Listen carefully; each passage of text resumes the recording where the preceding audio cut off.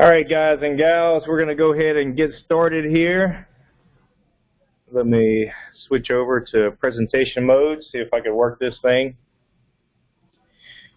All right, so today's topic is going to be, basically it's about the power of leverage, and more specifically, it's our story on how we got started in the business and how we grew our rental portfolio in the past few years, and how we were able to recognize that we had a lot of debt equity sitting there and how to utilize that debt equity. So that's the topic of today's discussion. I think that we're going to try to keep all of the mics open, and if we continue to get feedback, we'll go ahead and mute the call. So please mute yourself if you're on listening right now. And the way that we want to work this is we're going to have a somewhat interactive discussion, but you can also put comments in the comment bar there, and April will let me know whenever we have any questions. But feel free to speak up while we're talking through this. We could have an open dialogue as we go through it. So.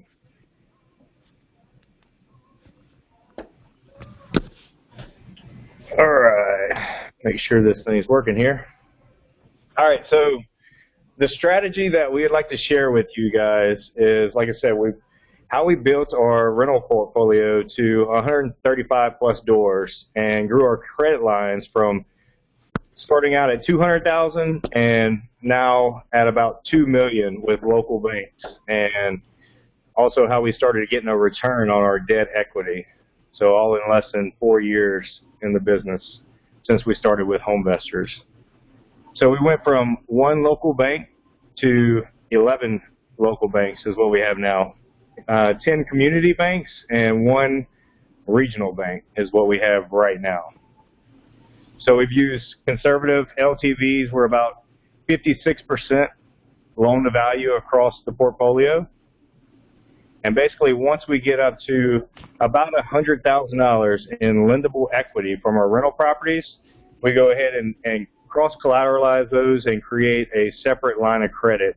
So that's about our threshold. Once we start getting to about $100,000 in lendable equity, we'll go ahead and ask for a line of credit to leverage that equity. And we'll go through the story on how we discover that and how we are where we are right now. So we use a term loan with 100% cash out, and then we measure the equity from the lender's own appraised value.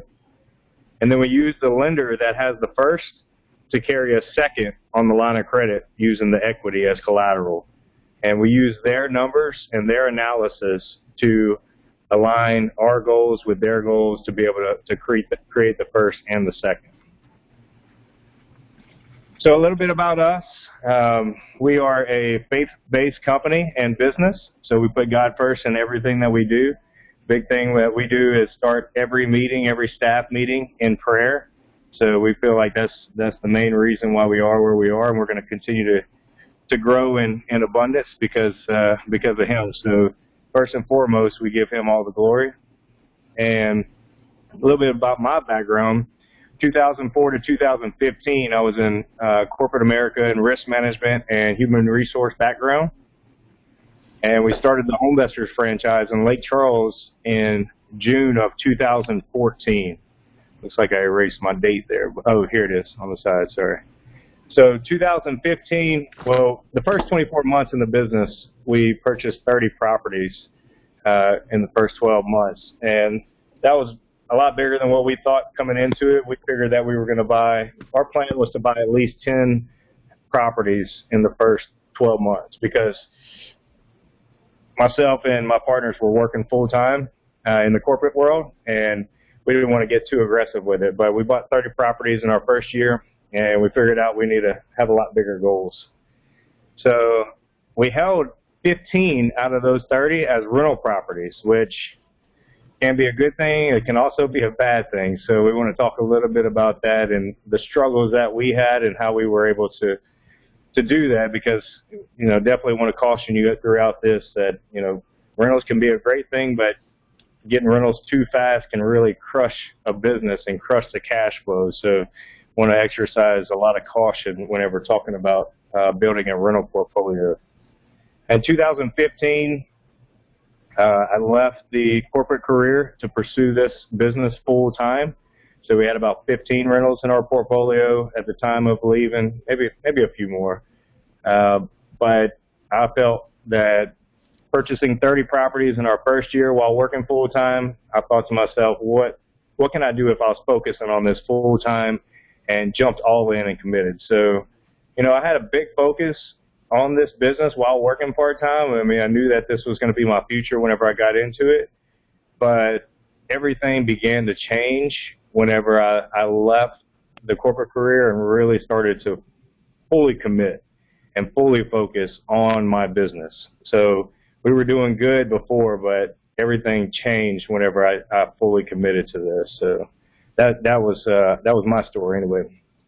2016, I become a development agent. I've been helping people across Louisiana and some of Texas. And in 2017, we purchased our first apartment complex, small apartment complex, and also our first mobile home park. So we started to diversify our assets a little bit more. We had been in the single-family rental space for a little bit there. We had several assets under our belt, and some opportunities came up for us to get into a little bit bigger asset class, and so that's when we jumped in there. We purchased our first out-of-state apartment complex in Atlanta, Georgia. It was brought to us by a broker relationship. It was a good opportunity and took advantage of that. In 2017, I was able to start working with my wife, Jessica. Many of you know. Now she's over dispositions and owner financing for our rental properties that we're converting into owner financing, lease options, and things like that. And in 2018, we purchased a 50-pad mobile home park. 2018, we started our second Homebusters franchise in Baton Rouge, which is just a couple months ago we started that market. So we have a goal in 2019 to purchase 100 properties in that market. So looking forward to building that market up just like we have in the Lake Charles market. We got a good group over there. Looking forward to growing that and duplicating over there. So we're currently purchasing 50 to 60 properties in the Lake Charles market, and you know, per capita is quite a bit of properties. We're only 200,000 metro area, so out of 200,000 people in our area, we're consistently buying about 50 properties, and we'll probably do a little bit more next year with our team and our growth that we've had. So we currently own and operate 135 plus units across 4 markets, including the Atlanta market. And here's Terry. So my story is a little bit different. I've been in real estate basically all my life. I also worked in manufacturing for several years, but the real estate business is something that you have to have passion for, and I've had passion for it all my life. Building the single families, having a construction business. At one time, I had about 65 employees, plus I had a full-time job. So I've always loved the construction / real estate business. But I always did it on the side and had a 10 years as far as a plant manager, and my wife is a commercial real estate attorney. So it's a nice combination there. And then DJ and I met in 2012. Yeah, 2012. I had to think of what it was. So we began talking about real estate, and DJ had a goal of acquiring 1 property per year for the next 10 years. And the first 5 months of the business, he actually acquired 10 properties, and he abandoned that goal, and we went to a new and bigger vision. So with that, we began working together and keep modifying our goals and working closely with each other, check and balance, and watching our top line as well as our bottom line, and making sure that we're selecting the right things and doing the right things and going forward there. So that's a little bit about my story. All right. Any questions before we jump into the presentation? Is anybody on? Sounds like crickets over there. Roger, over here in Connecticut. We're here. All right. That's what I'm talking about. Good. We're not boring y'all already, are we? Michael from Northern Chicago. Good, No, we good, listened to good. your last one, so we came back to this one. Good. Glad to hear. Good to hear the feedback. So feel free to jump in. I'm in a hotel room, so it's a little bit hard for me to hear on my end. I hope it's good on your end over there. But if you have any questions, feel free to jump in and ask questions. And also, you can leave in the comment bar. We're going to check them throughout the presentation. All right. So real estate. I'm sure some of you guys have seen this before. I just always like putting this up there. It's pretty cool. Just an acronym. Real estate is the ideal investment. Income, depreciation, equity, appreciation, and leverage. So it's a multi-dimensional asset class. So we just love everything about it. I mean, especially whenever you start the buy and hold game, there's a lot of advantages, tax advantages and appreciation advantages and leveraging the equity and most important, the cash flow. So number one KPI is cash flow without a doubt. So just want to throw this up here if anybody hasn't seen it before. Pretty cool acronym. So here's a paradigm shift. Streams of cash versus piles of cash. So we had to shift our thinking from making piles of cash to making streams of cash. You know, we identify our freedom number, which is what that number is for you to survive in your personal life and what to cover all of your debt, and basically bringing enough passive cash flow to cover that amount, that monthly nut. So, and then hopefully exceed it. So that's you know, the rich dad, poor dad, Robert Kiyosaki mentality there, right? So we reverse engineered the number of rentals that we needed to hit our freedom numbers and just kept growing from there. So it's a good starting place if you don't have any rentals, or if you're wondering how to create financial and time freedom, because you know, it's not just about the money. It's more importantly for me, it's about the time and what we're able to do. What this vehicle allows us to do, spend more time with our family and our friends, and you know, creating something that we enjoy and we love doing. So, and I enjoy and I love real estate and I love business, and so it's a great fit for me. So good debt versus bad debt. Of course, good debt makes you money, bad debt costs you money. So good debt puts money in your pocket, bad debt takes money out of your pocket. Very simple, right?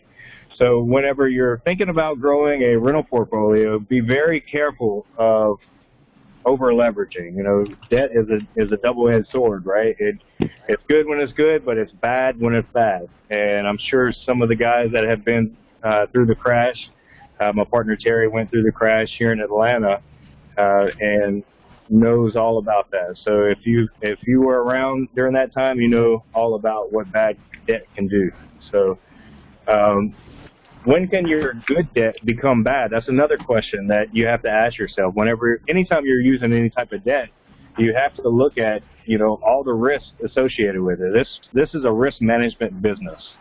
So coming from a risk management background, I was able to use a lot of the things that I learned in that industry and bring it over and see things through a risk management lens. And, you know, even though that you have a good asset that's performing right now, what are some things that could happen that could turn that asset, that performing asset, into a non-performing asset? So there's a few different things that could change, a few variables, economy or that property, maintenance. You know, ask yourself, what if? So what if you can't get the rent that you thought that you were going to get for it? What if the property stays vacant for a long period of time? What if you have a major repair item that comes up? What if the economy slows down? What if it crashes again? What if the rent rates decrease? You got to start stress testing all of your assets and play with the variables to know how comfortable you are with that performing asset. So, and we're going to get into that a little bit more on how a bank looks at these assets. So again, stress test your debt, establish cash reserves for unexpected events. So we like to do a 10% reserve is what we like to hold across the portfolios. 10% of debt should be held in cash reserves. Now, we didn't start that way. You know, we grew pretty aggressively. The cash lagged behind, so we're just now getting to the point to where we're building nice cash reserves in our portfolio. So how we started. July 2014, whenever we started the HomeVestor business, we knew that we were going to need some cash along with, using HomeVestors as a lender. We were going to need some separate lines as well. So we went out and we leveraged our homes for our home equity line of credit, right? So I'm sure a lot of you guys have done that before, or, you know people that have done home equity lines of credit. It's pretty basic right there. So we started off with one bank doing that. They gave us $200,000, and now we have 11 banks that we use with the $2 million collectively in lines of credits. So a big thing for us, in the first 6 months actually of business, we had $200,000 line of credit, and we started getting aggressive. We started buying, and we started holding and buying more. And we went back to the bank. I had, about 5 or 6 properties under contract, and we were maxed out on our line of credit, right?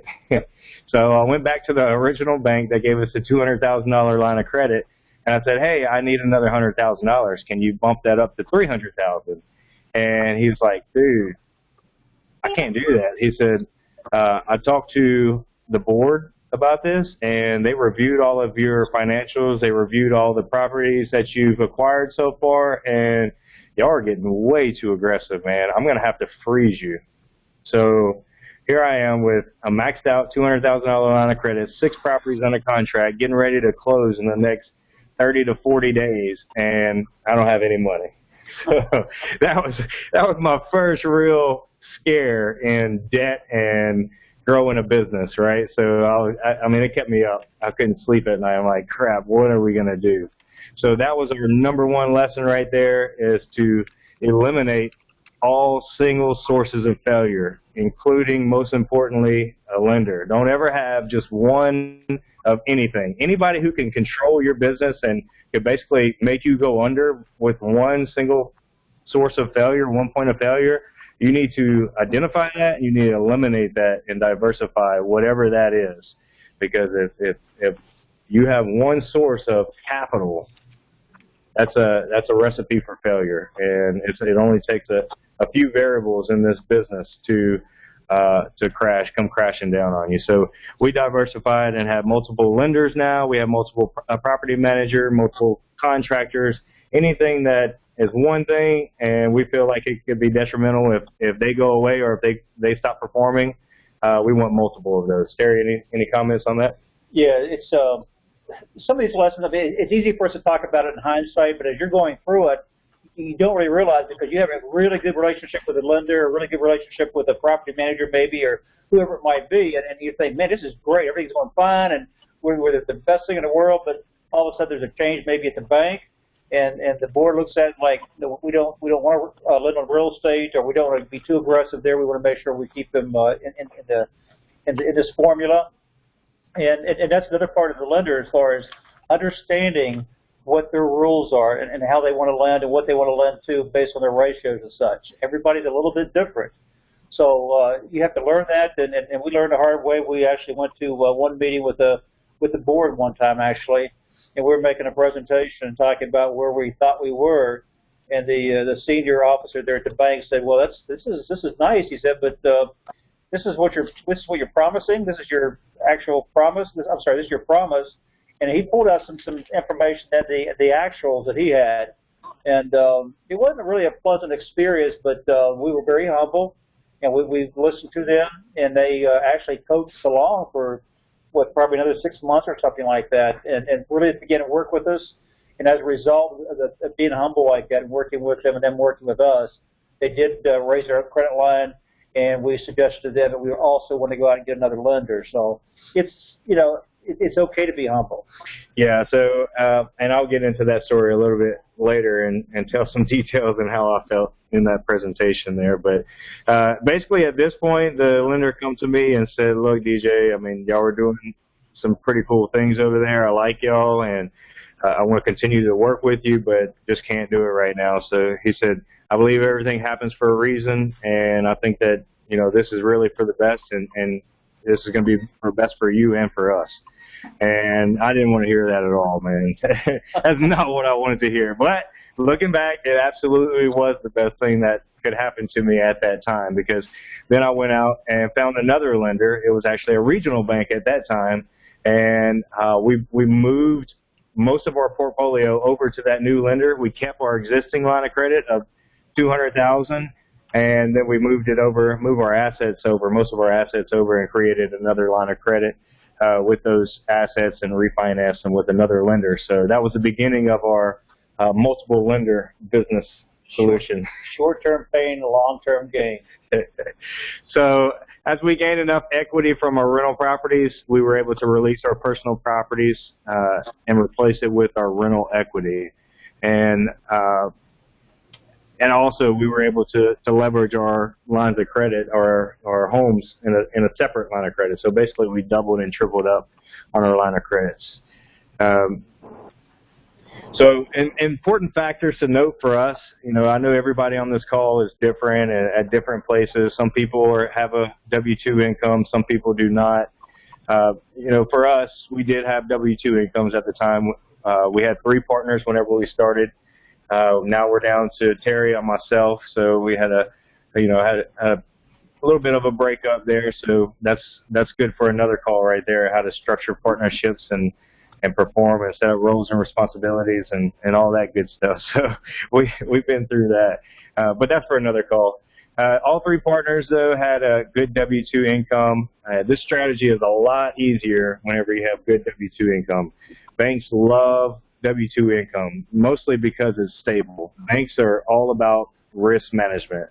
So the more stable, the more track record, the less bumps in the road or things that could possibly happen, the better that the banks are going to like you. And they just love W-2 income.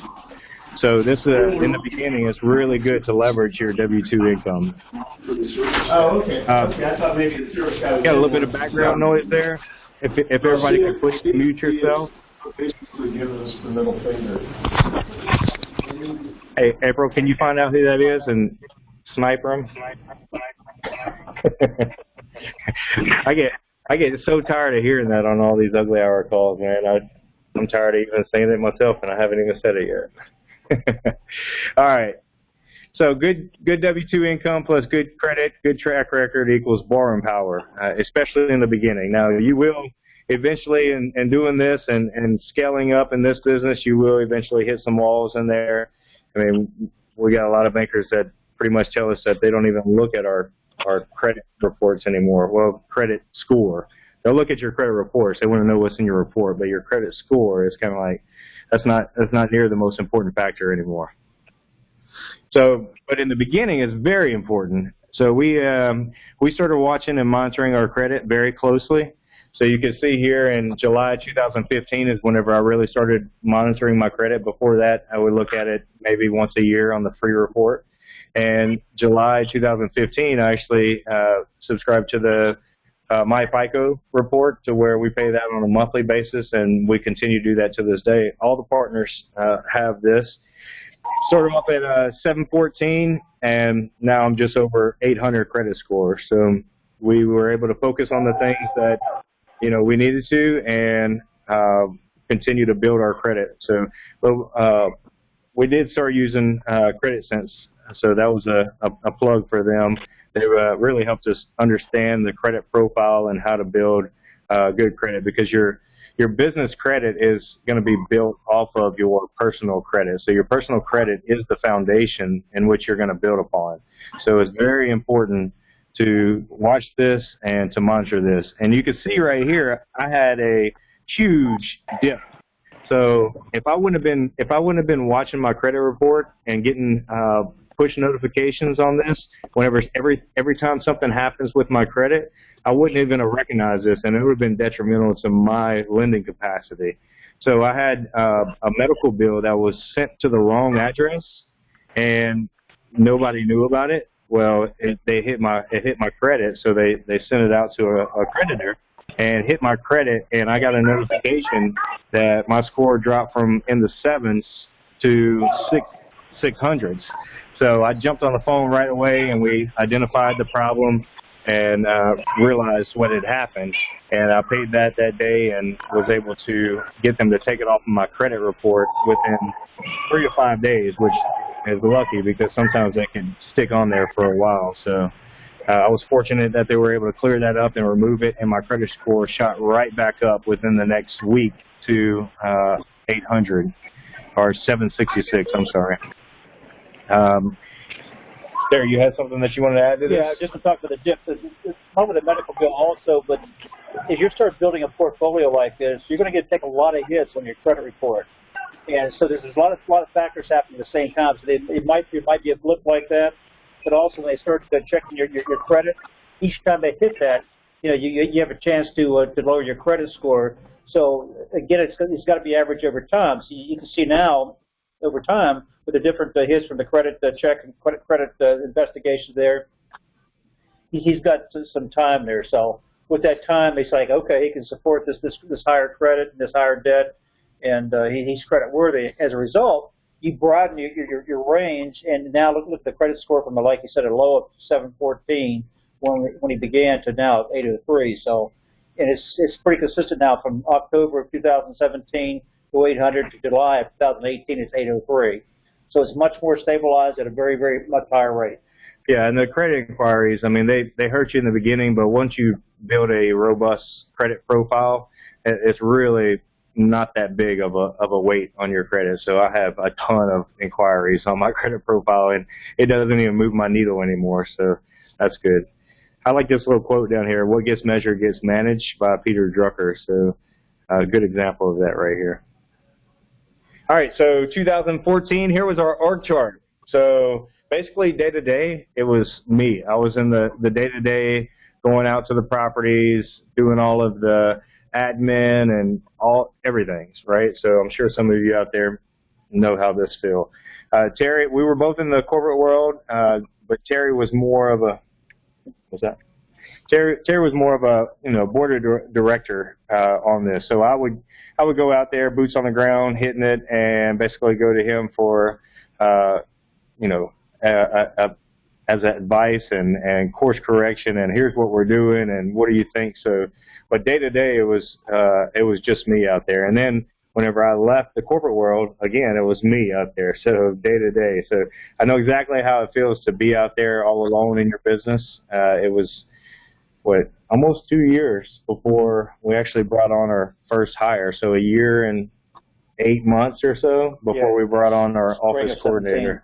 We did hire some VAs during that time. So we had 2 VAs within the first 6 months of the business. So we did have some admin help there. But here's what our organization looks like today. So we had some pretty nice growth, especially over this year. We really started focusing. My office coordinator left when did she leave? Spring of this year, like March or April of this year, she left, and we thought it was pretty tough whenever she left, and we weren't really ready to build a team yet. But it was, again, same thing as with the banking relationship. It was really good that it happened like that. It forced us to go through adversity and really grow from it, and now we're able to. We got an excellent team right now, just a rock star team, and continuing to grow. So exit strategies right now, historically we've been about 50% rentals throughout, 30% wholesales, and then 20% retail. 136 rentals and lease option units in the past 4 years. And here's a breakdown: 57 single-family units in Lake Charles, 12-unit and a 10-unit apartment complex, 50-unit and 7-unit mobile home park. And our new market, so in Baton Rouge, we're going to be 100% wholesale for the first month, 12 months. So that's the plan anyway. So the idea behind that is we want to get into that new market. We want to learn and understand that new market by wholesaling. We feel that's going to give us one of the best ways to learn that market and be able to know where we want to build our portfolio within that market. Any comments to that, Jerry? Yeah, we didn't learn that. I mean, being a smaller market in Lake Charles, I'm not sure we would do it any different if we did it over again. The Lake Charles being a smaller market, we did not have the the buyers in place to purchase those houses. So we had to create a rental market in order to keep buying houses. The Baton Rouge market is a different market, it's a little bit larger, and there's much more need for wholesalers over there. There's a lot larger investor base there, so we're pretty sure that we can't do the wholesale for the first year there. And the only reason we would wait that long is again to make sure that we have the right configuration in place to go ahead and rehab the properties and then release the properties out and stuff like that. That's a whole separate business by itself altogether. So we want to keep it simple, understand the market, understand the ups and downs of what's going on there, and then from there we can diversify and do some other things we want to do with that. Yeah, so we got to learn that market, and we got to build our team over there. So, you know, it's one thing to go out and buy properties. It's another thing to operate them and manage them and have a performing asset. So that's a whole nother game in and of itself. And one other thing I'd like to add for that, make sure that when you're building your business, make sure you build a good, solid business with a good, solid foundation. So you don't want to redo this again. You want to make sure you build it so that it's strong and it lasts. So whatever you do, whatever anybody chooses to do, make sure you build that good, strong, and solid foundation there. All right, so speaking of foundation, we just started this year, so I feel like we just really started solidifying our foundation this year whenever we took on EOS. For those of you who haven't heard of this book before, I highly recommend you go and get the book Traction. So go ahead and get on Amazon right after this call and order that. Even if you're not ready for it right now, go ahead and read that and get prepared. So this is definitely a life-changing book right here if you use the principles in here and structure it. So we brought on a coach to help us facilitate this and build out our back-end office, our back systems, and hiring teams and all that stuff. So definitely a huge difference for us in our business and where we're going from here. Right, Terry? So the nice thing about this is I'm not sure if any of you have the same problem that DJ and I have, but we like shiny objects. And you talk to a lot of people in real estate, and certain people do this, other people do this, and they all talk about how much they make from all these different areas of the business. And if you're not careful, you'll lose focus on what it is you're trying to do. So this is extremely important. It's a little difficult at first to make this change, this correction, but believe me, you'll leapfrog like 10 times as a result of bringing this traction into your business. You will not regret it. Yeah, just like the title says, it's all about traction, getting traction in your business. So got to give a plug to my buddy Mo Matthews. He's the one who really got me turned on to this a couple of years ago at one of our conventions. I'd heard about the book, and I knew a lot of people who were implementing this, but I hadn't actually took the step. So Mo hooked me up with the guy that's working with him, Gary Harper, and we started that this year, February of this year. So it's been a game changer. All right, so banker presentation. My presentation is currently under construction right now, so I didn't have it in here. Maybe I could get on at another time and share the presentation after I finish that. But basically, in a nutshell, with a banker presentation, and I put this at the top, make sure that you're dealing with commercial bankers. You don't want to deal with any lender in the bank. So you want to make sure you're dealing with the person who is a commercial banker, who knows real estate, who knows lending. That's the person that they're usually, they're all called vice presidents, right? So go and speak to one of those top guys, and ideally, I want to speak to somebody and have my representative sit on the board.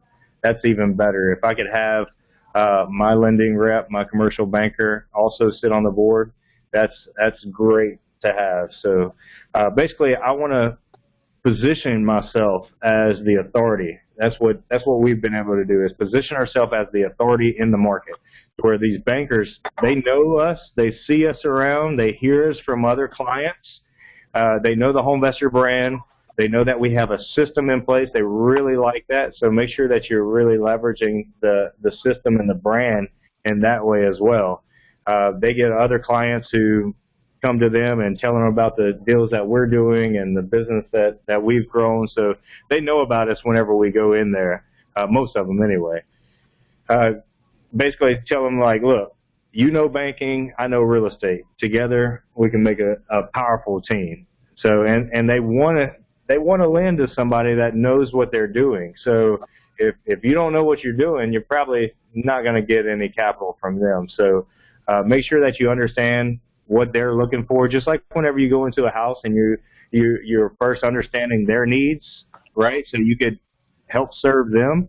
Same thing with the bank. It's all about setting up win-win situations, upfront contracts, right? So you want to make sure that you understand what it is that they're looking for and set up a win-win agreement so we can be aligned with what they want and make sure that what they want is what we want and we're both aligned. And if it's not a fit, it's not a fit, and that's okay. There's plenty of banks out there. Believe me, there's plenty of money out there. So if it's not a fit, then go on to the next one. But I encourage you to, every time that you go to one of these commercial bankers, really pick their brain and understand how they run all of their metrics, how they run their debt service and everything, because every one of these bankers that I've talked to, I've been able to learn from. So really encourage you to do that. Even the ones that turned us down, I was able to sit with them for an hour and go back and forth with them and really understand what they're looking for. And that helped me whenever I went on to the next lender.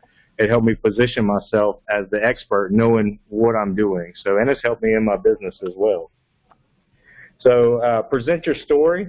So facts tell and stories sell, right? So you want to tell a story, and a lot of these guys don't really know what we do. So they know rental property, income property, they know commercial property and multifamily and things like that, but they don't know all what we do. On the wholesaling side, especially, a lot of lenders do not know what wholesaling is. They have no idea what wholesale is.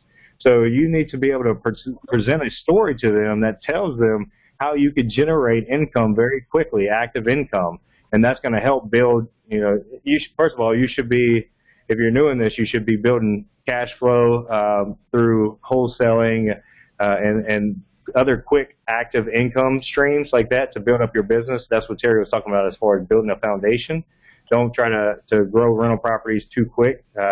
They will like to see that active cash income. So tell that story about the wholesaling and how you could sell an asset that quickly with little to no risk. So once they understand that, they love it. They will ask for your financial records. So make sure that whatever you're going in there and presenting in this presentation, basically your sales presentation, make sure that it matches with your financials. So that's what Terry was talking about earlier. Basically, I went in, one of my first banker presentations a few years ago, went in front of it was 2 members off of the board, and the main influencer off of the board, he's pretty much the one who controls most of the decisions. And I'm up there presenting my fancy PowerPoint, right, telling this story, and it looks fantastic, man. I mean, I'm just blowing it out. So we get to all of our track record. I'm showing what our track record looks like, and at the track record that I was showing was based on performa. So he's looking at my actual financials that at the time my accountant sent straight to him that I didn't review.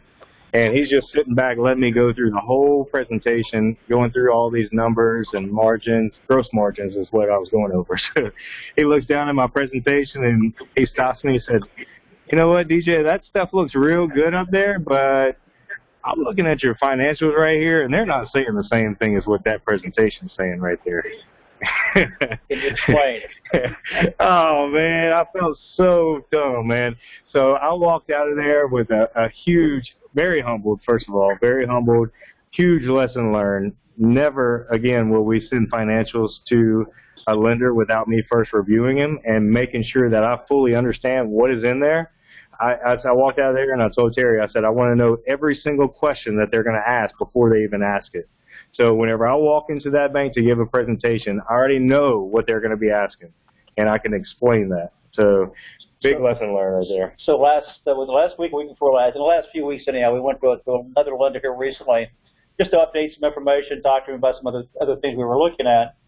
And he said, first of all, he said, look, he said, I just want to tell you guys that your act, he said, it's so professional now, it's so up to date, it's so great. And we've hired actually a bookkeeper who was previously a controller and brought her into our office, and she has helped clean things up so much, and to the point now that we basically use our accountant maybe on a quarterly basis or an annual basis to prepare our income taxes and then sort of future predict what's happening now. Certified financials. Certified financials, and it made such a difference. The banks see that, they know that it's a good reflection on your business. So just, I'm sure everybody's already heard it before, but another quick tip there. Make sure you keep good accounting records, good bookkeeping from day one. Don't get behind. We've been there. We got in the hole with our financials and our bookkeeping and had to go back and do forensic accounting, and it is not fun. So make sure you're keeping up that from day one. Well worth the expense. So it's really, it is an investment. So absolutely recommend that. And the banks will too. So this is just kind of like this is one slide out of my presentation right here. So nice little catchy story, right? So improving neighborhoods and creating value one house at a time. So our team finds people and or properties with problems. So, we say we buy ugly houses, but really we deal with ugly situations, and we find solutions to ugly situations. And we explain that whole thing, just like what we do with the sellers to the banker, telling our story. Our team fixes the problems and the properties, which adds and creates value by adding jobs for construction workers. We add jobs for property managers. We create safe, clean, affordable housing. It's an improvement to the community overall appearance and safety. It increases the value and equity of the property, and it increases cash flow of the property.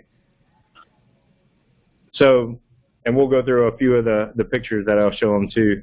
But basically, I put this slide in here. Increase your vocabulary. Make sure that you know how a banker speaks. So bankers have their own language, right? Make sure that you're understanding what they're speaking to, what they're looking for.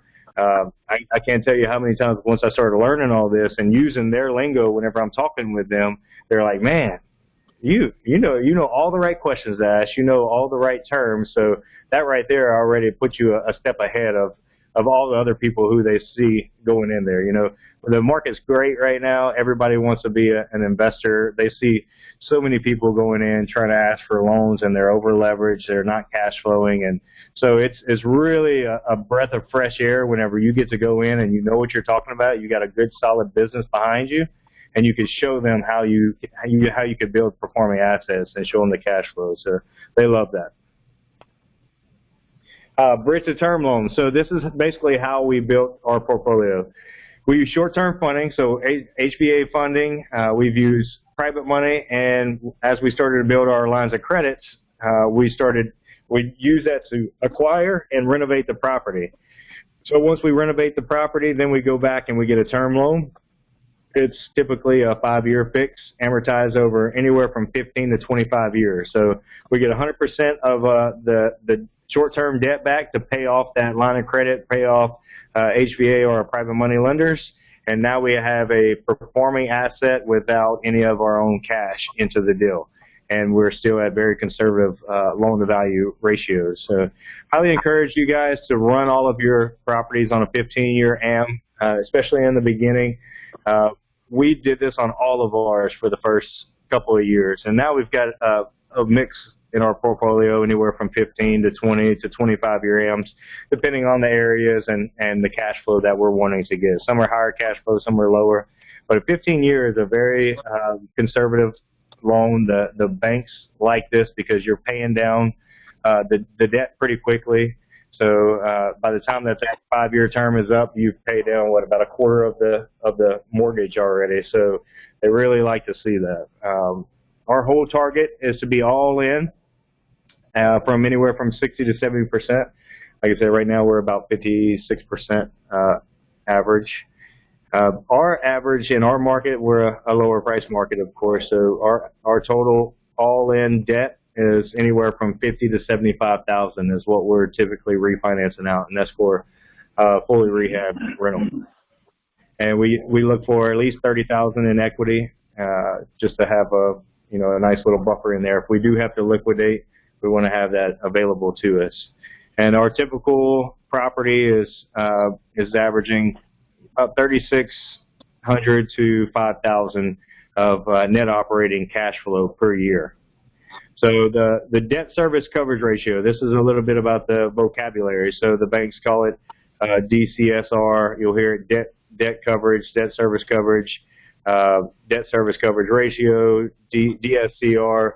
So this is basically how most of the local banks are going to measure your assets, your income property. So basically, they're looking for you have certain debt obligations. You have a mortgage on this property, and they want to make sure that you can more than cover those debt obligations. So you're going to take whatever the NOI is, and you're going to divide that by the mortgage, the annual mortgage amount. So that gives you your debt service coverage ratio. So we look for the banks. Typically the banks are looking for a 1.15 to a 1.35. I think the industry average is somewhere around 1.25 is what they're looking for. So basically they're looking for 125% of the debt obligation is covered in your income. So a couple of things around that. First of all, basically what he's saying, to simplify it a little bit, is basically once you pay all your expenses, you have 60% left over. Okay, so that's just an easy way to think about that. The other thing on the slide where it says $3,600 to $5,000 per month, that's actually per year. They're just my bad. If anybody's I would like for it to be a per month. Yeah, sure, well, that'd be nice for property, but that's actually per year, so that you don't get confused. Like, man, how do you get to that number? So not in single family. Right. So yeah, that's what the banks are looking for. We are more conservative than that. We want to go in with a 1.6 or 160% of the coverage based on our income is what we're shooting for in our portfolio. Likely 1.5 with a 75% LTV or less are going to get you some of the best rates out there. So just remember, the lower the debt coverage and the higher the loan to value ratio, the more risk it is to them, and typically the more higher the rate's going to be, and the harder it's going to be to get loans out there. So here's an example of the HELOC. I'm sure that some of you already know how to run this, but for those of you who don't, basically this is the house that I started with originally. It was appraised at $243,000. The loan balance was $147,000, $96,000 of equity. So you're going to take this particular bank would do up to 90% on HELOCs, 90% loan to value, which is really good.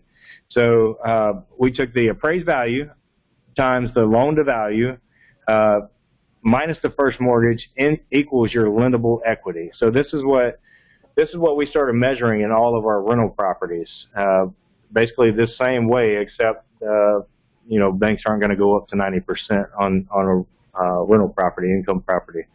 So this was our first one. This is how we started off with that $200,000. Here's some questions right here for the lenders. What is the highest total debt amount that you allow per entity? Most of the banks that we use usually cap out around $4 to $6 million.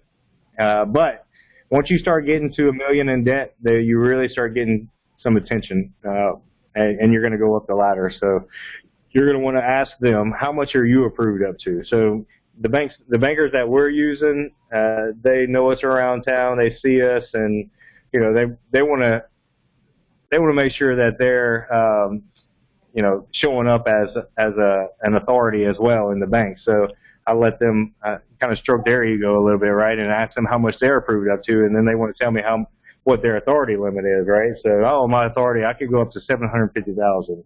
Okay, so cool. So you don't have to get any other sign off? Well, I got to get my buddy right here in the next office. He's got to sign off on it, but it's pretty much whatever I say goes. Oh, okay, cool, man, good. So he's telling me all this stuff, but it's all data for me. And once we get up to $750,000, then we'll have to go up to this level. And on this level is these people. And then once you get up to this amount, you're going to be dealing with these people. And after a certain amount of debt, you're going to be dealing with the board. So typically, in these type of banks, once you get up to $1 million, $2 million in debt, you're going to be dealing with the board, and they're going to have to, that's the point where you want to have certified financials coming in every quarter and making sure that they know what's going on. Because the biggest concern that they have for us, being that we have multiple lenders and we tell them up front that we deal with multiple lenders, basically the right hand doesn't know what the left hand is doing. So they don't have control. So they have to trust in us.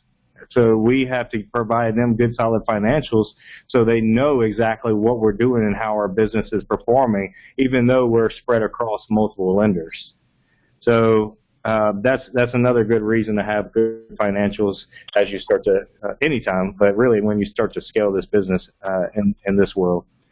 Who are the primary influencers? I always want to know who's the decision makers.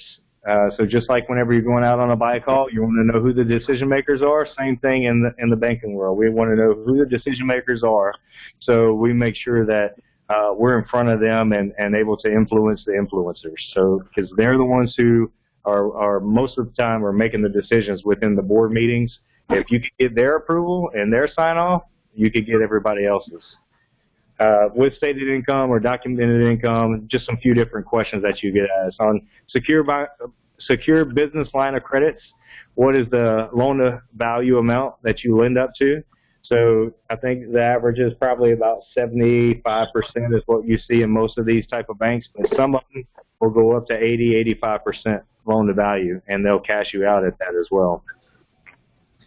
So how do you calculate your debt service coverage ratio? So the biggest variable with this that I found is the expense ratio. So not all banks measure their debt service coverage the same ways. And what I found is it's usually the expense ratios that vary. So I have some lenders that will use a 20% expense ratio, which is very low, and all the way up to a 35%. So usually probably somewhere between 25 or 30% is probably what you're going to be looking at for their ratios, what they're looking for. So, and it depends on if you're fully renovating the house or if it's just you're buying it as is and you got a bunch of deferred maintenance. And of course they're gonna add in a lot higher expense ratio on those type of properties. But if you could go in there and show them where you changed all the mechanicals, you got a new roof, you got new plumbing, new electrical, all this stuff, typically you could get them to go down on their expense ratios to show your debt service as higher, debt service coverage higher. Any questions so far? I feel like we've been rambling a whole bunch and not a lot of feedback. So, all right. So here's another case study. What time we got? 4:52. Oh man, we did go fast. All right. So here's a case study on a house that we did. It was abandoned, used for drugs, etc. Like just a poor site. The type of houses that we buy, right? So. Purchase price of $73,500 using hard money. Rehab budget $55,000. Total investment was $130,000. We actually sub-metered the utilities on this and turned it into a duplex. If you can see that little white piece on the back, there was another unit on the back that was attached as basically like a mother-in-law suite, and we subdivided all of it. So complete renovation, 3 months project, and here's the after picture. Here's the before, after the kitchen, and these are all the things that I'm showing to the lenders in my presentation, showing them what we do. Bathroom. So here's the afterwards. Total investment $130,000. New appraised value $316,000. Total monthly income on this between both units is $2,900. New loan amount $130,000. Cashed out short-term debt. Equity was $186,000, so took that took it to a credit union. Credit unions are also really great. If you're not using credit unions, make sure you start checking them out. Get some of our lowest interest rates are through credit unions, most favorable terms as well. So they'll do up to 80% loan to value, which create a lendable equity of $123,000 to pull from a line of credit on that property alone. So when to leverage your property, when you term out a property and get a good equity position. Of course, these are for long-term rental properties. This will be confirmed by the lender's own appraisal. So you're using their numbers to evaluate this property and the equity. Once you get the appraisal amount back, you run your equity analysis. If there's enough lendable equity, ask if you could use the equity in the property to get a line of credit using the equity as collateral. So you're using their own data. They're telling you, here's how much it appraised for. You know how much the loan is, so you can go ahead and do the numbers like that. If you don't have enough equity, keep track in a spreadsheet and keep track of your equity and your lendable equity, and use their loan to value ratios, use their appraisals, and use all the same thing that they're using so you could go back and you know whenever you have enough equity to borrow from. So if once you have enough equity, we like to wait. Like I said earlier, we like to wait until we get about $100,000. We don't like going before then. It's really not worth their time or our time to go in and do that until we have at least $100,000 in equity. If you sell any of the collateral, though, you may lose some of or all of your line of credit. So that's something to keep in mind. These lines of credits are strictly for short-term borrowing and paying back really quickly to purchase and renovate property. So make sure that you're keeping track of all of these lines of credits whenever you're borrowing against them, because that could become a mess as well if you're not very careful and pay those back 100%. You could really get in trouble there.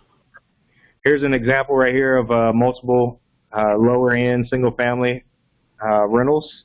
So you can see right here, got between 1, 2 to 5 properties. We got $173,000 of equity. This particular bank will lend up to 85% loan to value. So we got to get $135,000 line of credit from this bank. So the key with this, I don't know if I shared it yet or not, but go to the bank. Whoever is going to have the long-term mortgage on it, the first on it, that's who you're going to want to go back to. So you're not going to find too many people that are going to land on that second. So make sure if they already got the first, they're in control. So nobody wants to be in second position. So if they have the first position, they'll refinance, create that line of credit, and now they're in control because they have the first and the second. So it's a great way to fully leverage your asset and leverage your equity and keep your debt to worth down whenever they're looking at it from how much your actual long-term obligations are. Here's an apartment that we did. This one turned out really well. We actually got this from a broker. Sale price, we bought it at $127,500. Rehab budget was $135,000, all in for $275,000. Evicted all the tenants and complete renovation in 3 months. And after, so previous rents was $1,675 per month, 25% occupancy rate. The water bill was $18,000 for the last 3 months, and we actually got the city to tag it, red tag it, so it was deemed unsafe, and they allowed us to get the tenants out pretty quickly. So we actually had the police department show up at our office, and we had to present them a 3-phase management plan because they were actually going to freeze this apartment. They had so much drug use and crime over there, they were going to freeze it for 2 years. So we had to present them a plan and end up revitalizing this. So now we're at 100% occupancy rate. The new rents are $8,775 a month. Annual rents are $105. We also added washer and dryers in here to add some value for the tenants. And now the total rents are right at $108 a year annual gross rents. And the new appraised value, it appraised for $780,000, and the loan amount was $275,000. So we had a total equity position of $505,000, which allowed us to pull $349,000 in a separate line of credit to go and acquire more properties. So this is the commitment letter that they'll generally give you to start the process, and then you'll end up with a promissory note that looks like this. So I had a few more things that I want to go over with the spreadsheet, but I think that we're out of time. Do we have any questions? I don't see any questions that came up. I have a quick question. Yeah, go ahead. How do you hold your rentals versus flips? Same entity or different entity? How do I hold them? Yeah. Yeah, so we have we got our acquisitions and sales company. That's our home investors company. That's the one that purchases the properties or acquires the property, and then we actually hold them in a separate LLC. So you want to separate your active income from your passive income. So the rentals are our passive entity. Okay.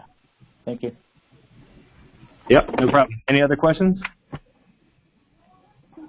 Do you have any suggestions on getting a line of credit for a non-W-2 person?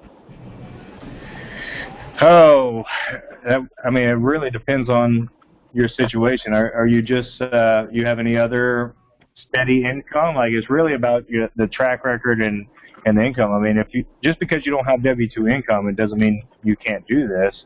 I mean, we don't have W-2 income anymore either, but we got a good solid track record and good financials and good income coming in. So, I mean, you're going to have some income, right?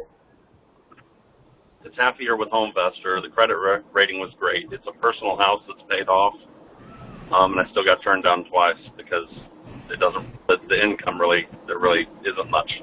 Still brand new with HomeVestor. The income on your financials you're talking about? Yeah. For your business? Yeah, I mean, I would say that you need to keep on going and keep looking because, I mean, I've got turned down a lot, but, I mean, basically the same thing. It's all in the numbers, right? So just like when you're going out looking for houses, you're going to get turned down a lot, right? So, but you're not going to stop. You keep on going. You keep learning on every single lender that you talk to and learn how. So ask them, how can I get this? What would have to happen for me to get this? And they'll tell you exactly what it is. And then you keep on going until you find somebody. If you got a paid-off house, I'd imagine that, you know, somebody's going to be able to give you a line of credit on that house. Thank you. Yep, no problem. Any other questions? I have a question about, you said you've used Credit Sense, and you know, I just kind of wanted to get your thoughts on that. Are you able to use their, I thought they created credit lines as well. Am I incorrect? Say that, I misunderstood that last part. Say that last part again. I thought with using them, they also would be able to open up, you know, lines of credit for you. Yes, so that is something that they do. I mainly use them on the personal side. So once I was able to build up my personal side and understand that, I was able to go out and leverage my equity then in my properties, and you know, I did that part on my own, but I used them a lot heavily on the personal side. But on the business side, from my understanding, they can help you. I think they focus more on unsecured line of credits, which is great if you could get them. Not a lot of banks like doing unsecured. That's why we went, and we do have some unsecured lines, but a lot of them are secured by our real estate. But yeah, I mean, they worked really good, and it was really good for me to understand how that game works and be able to put things in place to go and speak to these lenders. It worked good for me. Great, does that answer your question? Yeah, thank you. Okay, good. Any other questions?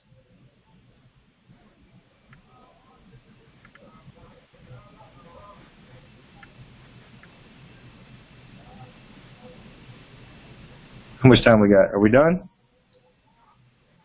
If we don't have any other questions, I think I've exhausted all of my time. So I appreciate all you guys, and if y'all have any other questions, feel free to reach out to me or come see me at convention. Thank you so much, DJ. This was a great call. Thank you very much. Yeah, all right. Thank you so much for helping, April. Yeah, absolutely. All right, guys. Best of luck. Happy investing. Thank you.